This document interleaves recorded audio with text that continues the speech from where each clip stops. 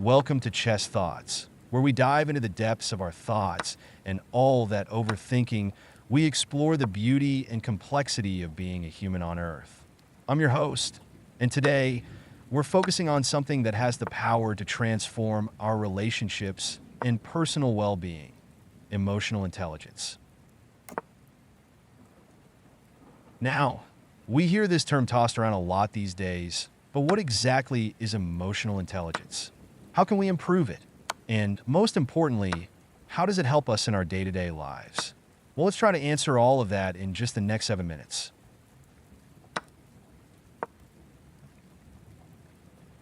So, let's start by breaking it down. Emotional intelligence, often abbreviated as EQ, is essentially our ability to understand, use, and manage our emotions in positive ways. This includes everything from recognizing our own emotions to understanding how others feel. But it goes deeper than that. EQ helps with reducing stress, managing conflicts, empathizing with others, and making thoughtful decisions.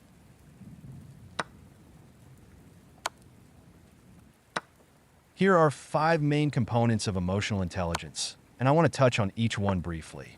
Improving each of these aspects can help boost your overall EQ.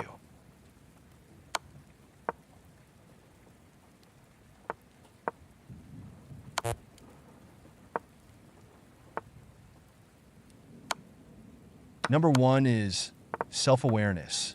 Self-awareness is all about understanding your own emotions. You'd be surprised how many people go through life feeling things, but not really knowing why. Taking the time to recognize how you're feeling and why you're feeling that way is crucial. One simple tip here is to pause throughout your day, especially when you're feeling overwhelmed or upset, and ask yourself, what emotion am I feeling right now? You don't need to have all the answers, but naming that emotion can often help reduce its intensity and give you control. Here it is a personal example. I remember a time when I used to let anger drive my decisions. Once I started practicing mindfulness, I realized the anger was masking hurt or frustration. Once I could name it, I could address the root of the issue, and it changed how I approach problems.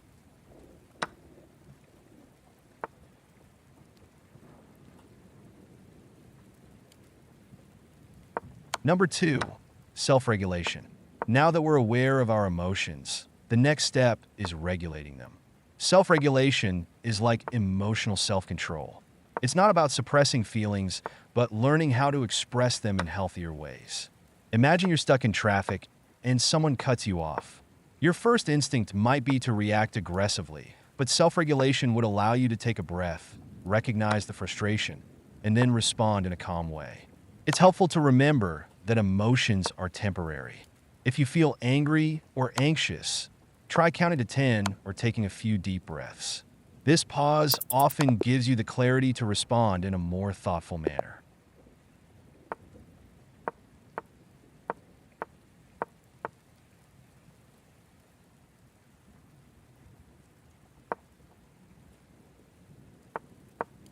Number 3 is motivation. This is where emotional intelligence and personal drive come together. Motivation isn't just about chasing goals. It's about staying positive and pushing forward even when things get tough. People with high EQ are generally motivated by internal factors, like personal growth or a desire to improve, rather than just external rewards. A great way to cultivate this is by setting small, achievable goals. Celebrate the small wins, and when you hit a bump, remind yourself of your why. Why are you pursuing this goal?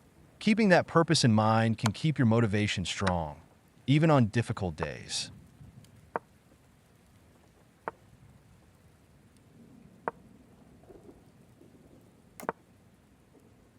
Number 4, empathy.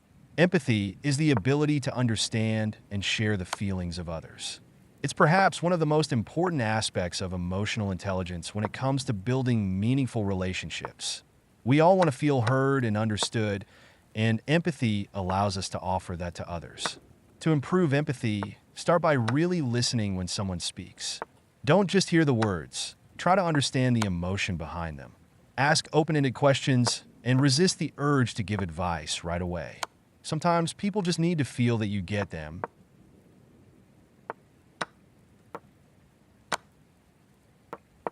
Here it is, another personal reflection. I've found that when I actively listen to someone without interrupting or trying to fix their problem, the connection deepens. It's like we're meeting on a new level where they feel valued, and that's a powerful thing.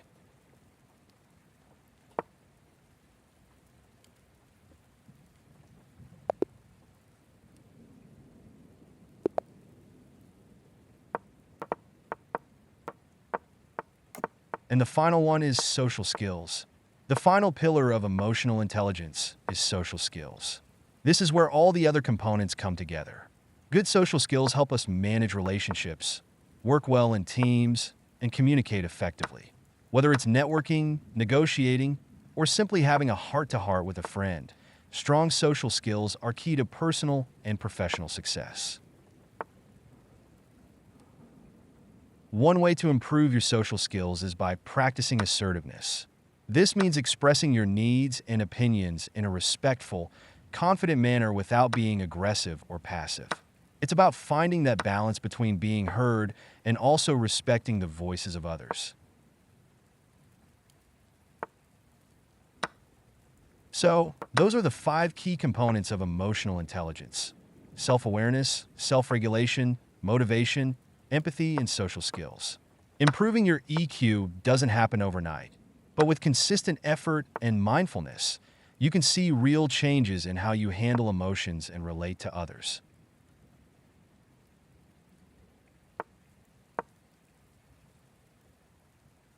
Thank you so much for tuning in today. I hope this episode gave you some insights and practical tips on how to improve your emotional intelligence. If you enjoyed this episode, make sure to subscribe, leave a review, or share it with a friend who might benefit and learn something new. Until next time, remember that the journey of self-discovery and emotional growth is one worth taking. Be kind to yourself and let your emotions be a guide, not a burden.